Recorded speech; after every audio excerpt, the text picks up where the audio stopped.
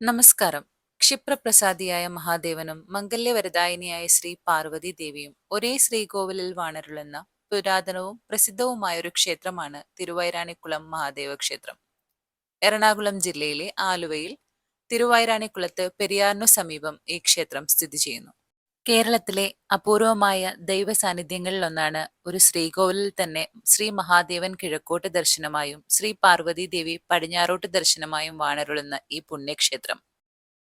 ഇവിടെ ശ്രീ പാർവതി ദേവിയുടെ നട വർഷത്തിലൊരിക്കൽ മാത്രം ധനുമാസത്തിലെ തിരുവാതിര നാൾ മുതൽ 12 ദിവസമാണ് തുറക്കുന്നത്.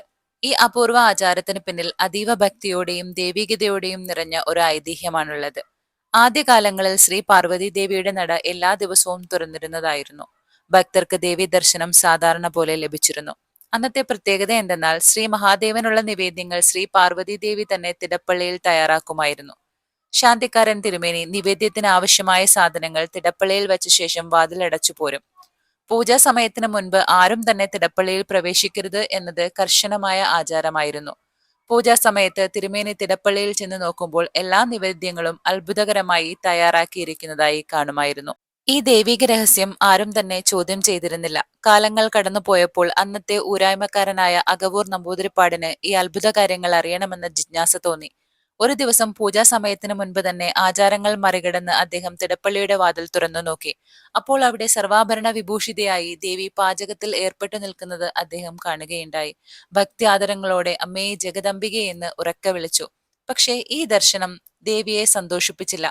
ആചാരലംഘനം ദേവിയെ അതീവ കോപിഷ്ഠയാക്കി. ദേവി അരുളി ചെയ്തു, ക്ഷേത്രാചാരങ്ങൾ ലംഘിക്കുന്നത് ക്ഷേത്ര ഉടമസ്ഥനായാൽ പോലും അക്ഷന്തവ്യമായ തെറ്റാണ്. കാലങ്ങളായി നടന്നുവരുന്ന അനുഷ്ഠാനങ്ങൾക്ക് ഹാനി വരുത്തിയിരിക്കുന്നു. അതുകൊണ്ട് ഇനി എന്റെ സാന്നിധ്യം ഈ ക്ഷേത്രത്തിൽ ദൃശ്യമാവുകയില്ല. എന്റെ നട എന്നും അടഞ്ഞുകിടക്കട്ടെ.